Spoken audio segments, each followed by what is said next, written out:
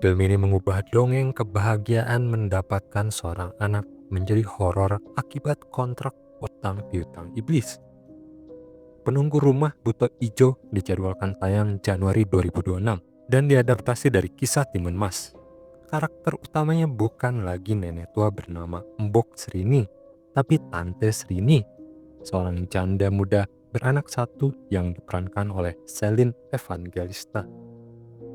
Versi dongeng memperlihatkan Mbok Srini yang berhasil mendapatkan anak dari timun pemberian Buto Ijo. Sayang sekali anak tersebut yang ia beri nama Timun Mas akan dimakan oleh Buto Ijo ketika ia sudah remaja. Singkat cerita, Mbok Srini berhasil menyelamatkan anaknya yang telah beranjak remaja setelah mendapat bantuan dari ahli-ahli spiritual dengan menyuruh Timun Mas kabur berlari sambil menebarkan 3 bumbu masak secara estafet. Ending versi dongeng mendapatkan tanggapan yang beragam.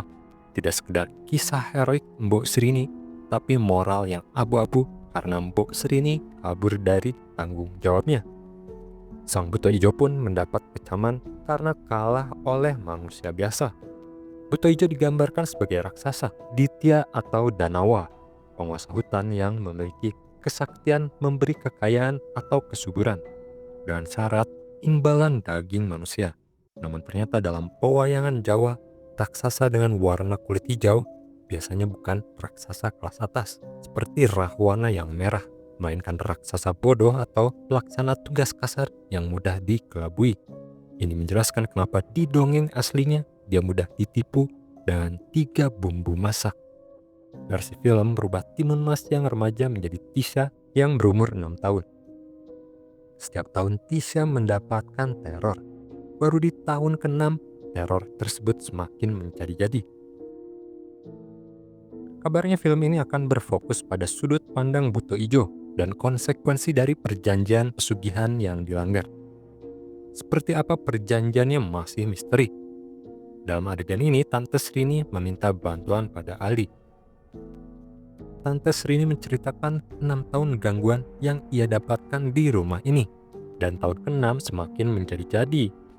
Entah pura-pura atau lupa, ia tak menyebutkan siapa pengganggunya atau apa yang pernah ia lakukan sehingga ia mendapatkan gangguan ini.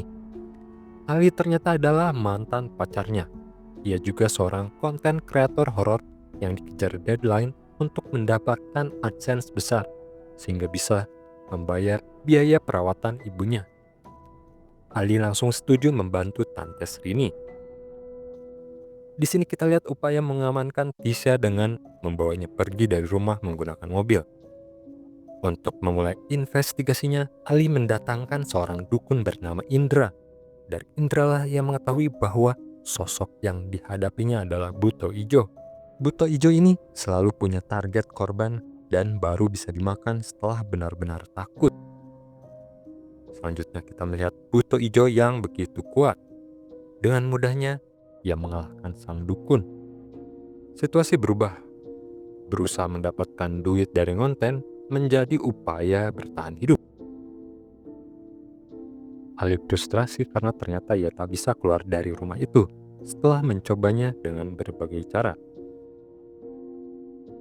Ali masuk ke dunia lain. Ia melihat banyak pocong dan penari-penari Jawa. Ada juga sosok pocong yang sedang dibacakan doa oleh banyak orang sambil bersedih. Diduga itu adalah ibunya Ali, dan Ali telah gagal mengejar deadline untuk menyelamatkan ibunya. Hal tersebut membuat Ali semakin frustrasi. Singkat cerita, misteri di dalam film ini adalah perjanjian apa yang dibuat oleh Tante Srini sehingga mendapatkan gangguan Buto Ijo.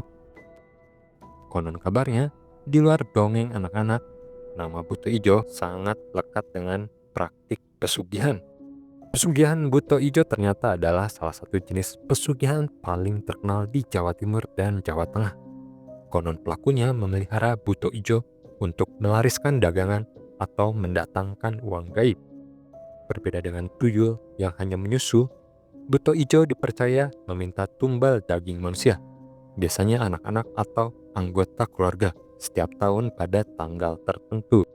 Saksi mata dalam cerita-cerita viral sering menggambarkan sosok ini bukan sebagai raksasa setinggi gunung, tapi makhluk besar setinggi pintu rumah, berbulu hijau dengan mata menyala, yang sering berdiri di sudut ruang usaha yang laris tidak wajar.